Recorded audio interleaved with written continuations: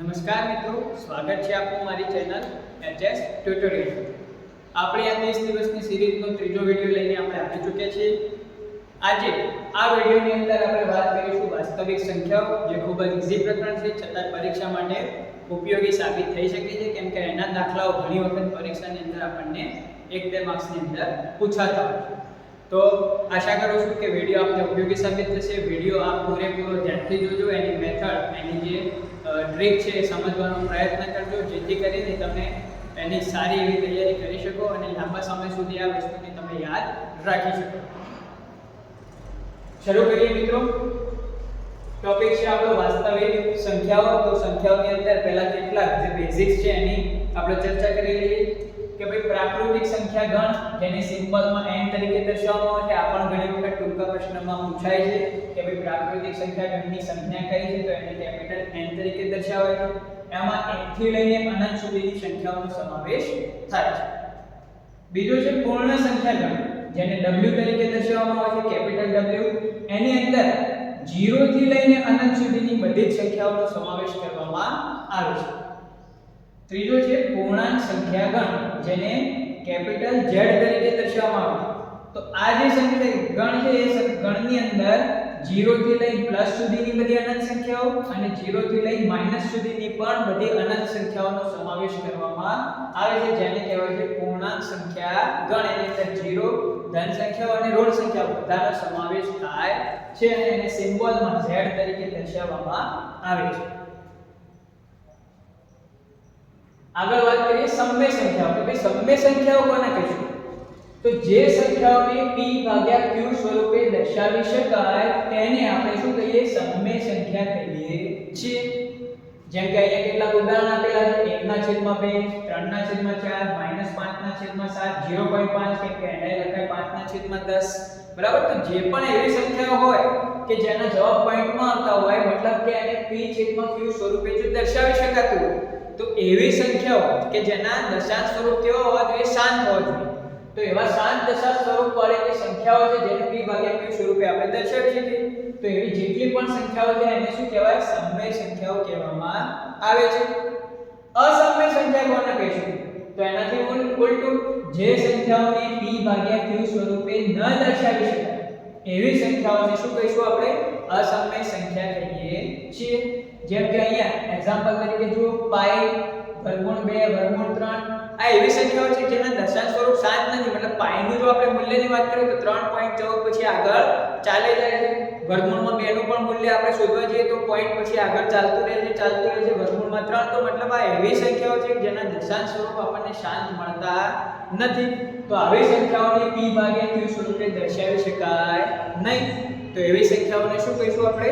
અસમય સંખ્યાઓ કહીએ છીએ. અને આ બંને જે સંખ્યાઓ છે, સમય અને અસમય, આ બંને સંખ્યાઓના સમૂહને શું કહેવામાં આવે છે? વાસ્તવિક સંખ્યાઓ. એટલે કે બધી સંખ્યાઓ સમય હોય કે અસમય હોય, બધાનો જે સમૂહ છે એ સમૂહને આપણે શું કહીએ છીએ? વાસ્તવિક સંખ્યાઓ કહીએ છીએ. જે આજનો આપણો ટોપિક છે. આગળ વાત કરીએ એના આધારિત કેટલાક જે દાખલા આપણને પૂછાઈ શકે છે. તો સિમ્પલ દાખલો પહેલો મૂકેલો છે આપણે: સંખ્યા 336 અને 54 નો લસા અને ગુસા શોધો. તો અહીંયા મિત્રો લસા એટલે તમને ખ્યાલ હશે, લસા મતલબ લઘુત્તમ સામાન્ય અવયવ અને ગુસા મતલબ ગુરુત્તમ સામાન્ય અવયવ. બરાબર છે મિત્રો? તો હવે કઈ રીતે શોધવા એ સમજી લઈએ. તો સૌથી પહેલા 336 છે, તો 336 ના આપણે અવિભાજ્ય અવયવો પાડવાના છે, જે આપણે અહીંયા પાડેલા છે એક પછી એક સ્ટેપ બાય સ્ટેપ. તો 336 ના આપણને અવયવ મળી ગયા 7 × 3 અને 2 ની 4 ઘાત, કેમ કે 2 4 વખત આવતા હતા તો 2 ની 4 ઘાત. એ જ રીતે આપણે 54 ના અવિભાજ્ય અવયવ પાડ્યા તો એના અવિભાજ્ય અવયવ આપણને મળી ગયા. હવે આપણે વાત કરીએ કે એમાંથી લસા કઈ રીતે લેવો. તો લસા માટે શું કરવાનું છે મિત્રો? તો બંનેના જે છેલ્લા અવિભાજ્ય અવયવ હોય એ અવિભાજ્ય અવયવમાં જેટલા પણ જુદા જુદા અવયવ આપણને દેખાય એ બધા અવયવ પહેલા તો લખી લેવાના છે.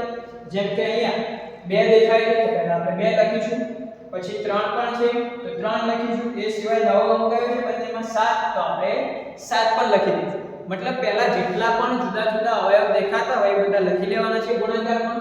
ત્યારબાદ એ અવયવમાં જે મોટી ઘાત હોય આપણે ધ્યાનમાં લેવાની છે. જેમ કે અહીંયા 2 ની 1 ઘાત છે, અહીંયા 2 ની 4 ઘાત છે, તો આપણે અહીંયા શું લેવાનું? 2 ની 4 ઘાત. 3 બંનેમાં છે, અહીંયા 3 ની 1 ઘાત છે, અહીંયા 3 ની 3 ઘાત છે, તો આપણે ગણતરીમાં શું લેવાનું? 3 ની 3 ઘાત. 7 ખાલી આની પાસે છે તો 7 ની 1 ઘાત છે, મોટામાં મોટી તો 7 ની 1 ઘાત. તો મિત્રો મતલબ લસાની અંદર શું લેવાનું છે? આપણે બધા અવયવ લેવાના પ્લસ એ અવયવોની જે મોટામાં મોટી ઘાત હોય એને આપણે ધ્યાનમાં લેવાની છે. તો અહીંયા બધા અવયવોની મોટામાં મોટી ઘાત આપણે લખી દીધી, બધાનો ગુણાકાર કર્યો તો આપણને મળ્યો 3024. એટલે કે આ બંને સંખ્યાઓનો લસા કેટલો થાય છે? 3024. ગુસા એટલે કે ગુરુત્તમ સામાન્ય અવયવ, એના અંદર આપણે શું કરીશું મિત્રો? તો એના અંદર એવા જ અવયવો ધ્યાનમાં લેવાના છે કે બંનેમાં બે સંખ્યાઓ હોય, ત્રણ સંખ્યાઓ હોય કે ગમે તેટલી હોય, એ બધાની અંદર જે કોમન અવયવ હોય એવા અવયવ આપણે ધ્યાનમાં લેવાના છે. જેમ કે અહીંયા બે આમાં છે, બે આમાં છે, તો આપણે પહેલા બે લખીશું. 3 આમાં પણ છે, 3 આમાં પણ છે, તો આપણે 3 લખીશું. 7 આની પાસે છે પણ આની પાસે નથી, તો ગુસાની અંદર એવો અવયવ લેવાનો નથી. ગુસામાં ફક્ત અને ફક્ત એવા જ અવયવ લેવાના કે જે બંને જેટલી સંખ્યાઓ આપી હોય, 2 હોય 3 હોય, બધી સંખ્યાના અવયવમાં જે કોમન અવયવ હોય એ જ આપણે અહીંયા ગુસાની અંદર લેવાના છે. તો ગુસાની અંદર આપણે બંનેમાં 2 અને 3 હતા તો એ લીધા, પ્લસ ગુસામાં શું કરવાનું છે? મોટી ઘાત નથી લેવાની. ગુસા માટે આપણે અવયવોની નાનામાં નાની ઘાત લેવાની છે. તો અહીંયા 2 ની નાનામાં નાની ઘાત 1 હતી તો આપણે એ લીધી. 3 ની નાનામાં નાની ઘાત બંનેમાંથી 1 છે તો 3 ની 1 ઘાત લીધી, તો આપણો ગુસા શું થઈ ગયો? 3 દુ 6. તો સિમ્પલ મિત્રો લસાની અંદર બધા અવયવ લેવાના છે અને એની મોટી ઘાત ગણવાની છે. ગુસાની અંદર એવા અવયવ લેવાના છે કે બધી સંખ્યાઓમાં કોમનમાં હોય, કોમન અવયવ, અને એની નાની ઘાત આપણે ધ્યાનમાં લેવાની છે. તો સિમ્પલ લસા અને ગુસા આ રીતે આપણે મેળવી શકીએ.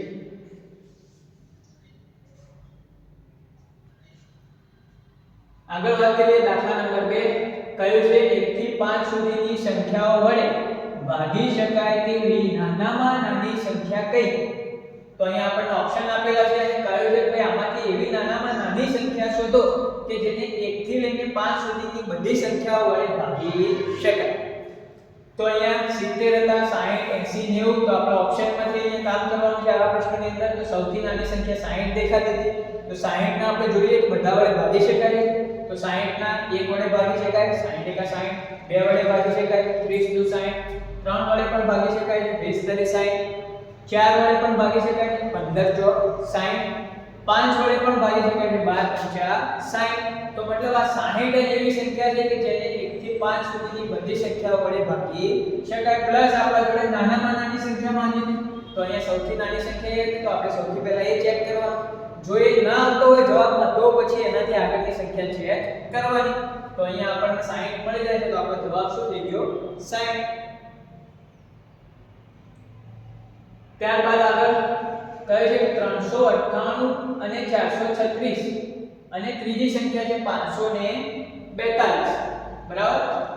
એને એવી કઈ સંખ્યા વડે ભાગતા શેષ 7, 11 અને 15 મળે? મતલબ ત્રણ સંખ્યાઓ આપી છે અને ત્રણેયની શેષની વાત કરી છે. શું કહે છે? 398, 436 અને 542 ને એવી કઈ સંખ્યા વડે ભાગતા શેષ 7, 11 અને 15, મતલબ આની શેષ 7 બચવી જોઈએ, આની શેષ 11 અને આની શેષ 15 બચવી જોઈએ. તો મિત્રો આવા દાખલાઓની અંદર પણ આપણે ઓપ્શનમાંથી પહેલા જ કામ કરવાનું છે. તો ઓપ્શનની અંદર જુઓ સૌ પહેલા, તો પહેલા ઓપ્શનથી આપણે ચેક કરીએ તો 17 વડે જો 398 ને ભાગવા જઈએ તો 398 ને આપણે 17 એ ભાગીએ તો આપણને જોવે છે કે શેષ કેટલી બચી?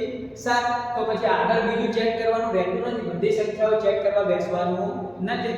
કોઈ એક સંખ્યા પકડી આપણે એના આના વડે ભાગ્યા, શેષ 7 બચી, તો મતલબ પહેલી શેષ આવી ગઈ, તો બાકીની પણ આવતી રહેશે. જો અહીં ના આવે તો પછી એની બીજી સંખ્યા વડે ભાગીને જોઈ લેવાનું, શેષ 7 બચે. ના આવે તો ત્રીજી સંખ્યા વડે ભાગીને જોઈ લેવાનું, શેષ 7 બચે. તો અહીંયા આપણે પહેલા 17 વડે ભાગાકાર કર્યો, શેષ 7 મળી ગઈ. તો એનો મતલબ કે આ 17 એવી સંખ્યા છે કે જેના આ ત્રણેય સંખ્યાઓનો જો આપણે 17 વડે ભાગીશું તો 7, 11 અને 15 આપણને શેષ મળી જશે. બાકીની બે સંખ્યાઓ માટે પણ તમારે ભાગાકાર કરીને ચેક કરવો હોય તો તમે કરી શકો. દાખલા નંબર 4. શું કહે છે? બે ખેડૂત પાસે અનુક્રમે 490 કિલોગ્રામ અને 588 કિલોગ્રામ ઘઉં છે. એટલે કે બે ખેડૂતો પાસે આટલા ઘઉં આપેલા છે. ઘઉંને સરખા થેલામાં ભરવા માટેની મહત્તમ ક્ષમતા શું હોય છે?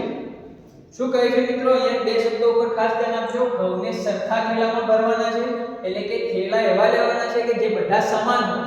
બરાબર છે। અને પ્લસ અહીંયા બીજો શબ્દની વાત કરી છે મહત્તમ ક્ષમતા। તો આવા જે દાખલા હોય એમાં મોસ્ટલી બે જ વસ્તુ શોધવાની હોય છે, અથવા તો લસા અથવા ગુસા। જેટલા પણ આ પ્રકારના દાખલા આપ્યા હોય એમાં લસા શોધો અથવા ગુસા, પણ નક્કી કઈ રીતે કરવું? તો અહીંયા જો આપણને બે હિન્ટ અંદર આપેલી છે મિત્રો। એક કહે છે સરખા થેલામાં, મતલબ બધા થેલા સમાન હોવા જોઈએ।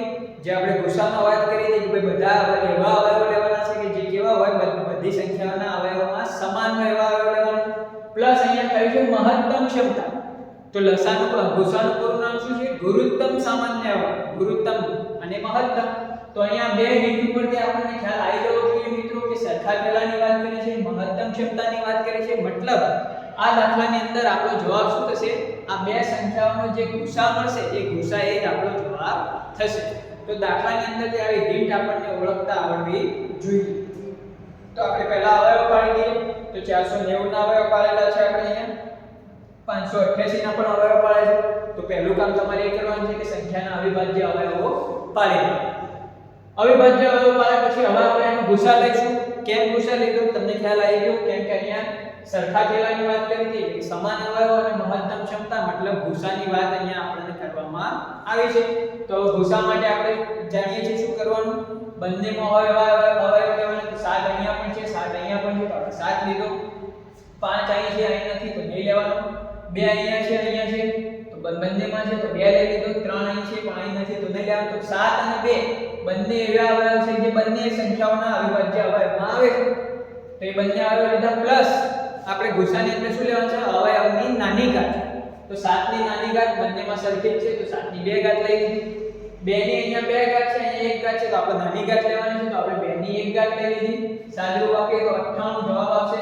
તો મતલબ થેલાની ક્ષમતા મહત્તમ કેટલી હોઈ શકે? 98। તો 98 કિલોગ્રામના થેલા કરીશું તો એની અંદર આ બંનેના જે ઘઉં છે સમાન રીતે વહેંચાઈ જશે। તમે ક્રોસ ચેક કરવું હોય તો એ પણ આ બંનેનું ટોટલ મારી અને 98 વડે ભાગજો તો શેષ શું મળશે તમને? 0। ચલો પછી પાંચમો દાખલો શું કહે છે? બે સંખ્યાઓનો લસા 21 છે, જો તેમનો ગુણાકાર 168 હોય તો એમનો ગુસા શોધો। મતલબ અહીંયા આપણને બે વસ્તુ આપી છે મિત્રો, એક લસા આપી દેવામાં આવે છે અને લસાની સાથે સાથે જે પણ બે સંખ્યાઓ છે બે સંખ્યાઓનો ગુણાકાર આપણને આપી દીધો અને એના ઉપરથી ગુસા શોધવાનો કહેલો છે। તો સ્વાભાવિક છે અહીંયા આપણે અવયવો પાડીને કામ કરી શકીશું નહીં। કેમ કે આપણા જોડે સંખ્યા નથી અને સંખ્યા હોય તો પણ અવયવો પાડવામાં થોડો ટાઈમ લાગી શકે છે। તો એના માટે આપણા જોડે એક સૂત્ર છે મિત્રો, લસા ગુણ્યા ગુસા બરાબર એક સંખ્યા ગુણ્યા બીજી સંખ્યા। સૂત્ર યાદ કરી લેજો, લસા ગુણ્યા ગુસા બરાબર એક સંખ્યા ગુણ્યા બીજી સંખ્યા। તો આ જે સૂત્ર છે તમારે ધ્યાનમાં રાખવાનું છે। તો અહીંયા લસાની કિંમત 21 આપી હતી, આપણે મૂકી દીધી, ગુસા શોધવાનો છે એમ નામ રાખ્યો। હવે અહીંયા જો બે સંખ્યાઓ અલગથી આપી હોય તો બંનેનો ગુણાકાર કરીને લખવાનો। અહીંયા આપણને ઓલરેડી એનો ગુણાકાર આપી દીધો છે 168, ગુણાકાર આપણે મૂકી દીધો 168। હવે સાદુરૂપ આપીશું, 21 ગુણાકારમાં છે, બીજી બાજુ જશે તો ભાગાકારમાં જશે। 168 ને 21 વડે ભાગીએ તો જવાબ કેટલો આવશે? 8। તો મતલબ આ માહિતીનો ગુસા કેટલો થઈ જશે? 8। તો અહીંયા ચાર બાબતો સંખ્યાઓ આપેલી હોય, લસા આપેલો હોય, ચારમાંથી કોઈ પણ ત્રણ બાબતો તમને આપેલી હોય તો એના ઉપરથી ચોથી ખૂટતી વસ્તુ તમે શોધી શકો છો। તો આ સૂત્રને નોટ કરી લેજો, પરીક્ષામાં તમારો સમય બચાવી શકે છે, ખૂબ જ ઉપયોગમાં આવી શકે। એ સિવાય તમને એસાઇનમેન્ટના દાખલાની વાત કરું મિત્રો તો તમારે એસાઇનમેન્ટની અંદર આ દાખલો ગણવાનો છે કે ભાઈ એક વર્તુળાકાર માર્ગ પર, રકમ સમજો, એક વર્તુળાકાર માર્ગ પર કોઈ બે વ્યક્તિ આ એક પ્રારંભ બિંદુથી દોડવાની શરૂઆત કરે છે। શું કરે છે? વર્તુળાકાર માર્ગ પર બે વ્યક્તિઓ એક પ્રારંભ બિંદુથી દોડવાની શરૂઆત કરે છે। પ્રથમ વ્યક્તિ જે છે એને એક રાઉન્ડ પૂરું કરવામાં કેટલી મિનિટ લાગે છે? 18 મિનિટનો સમય લાગે છે।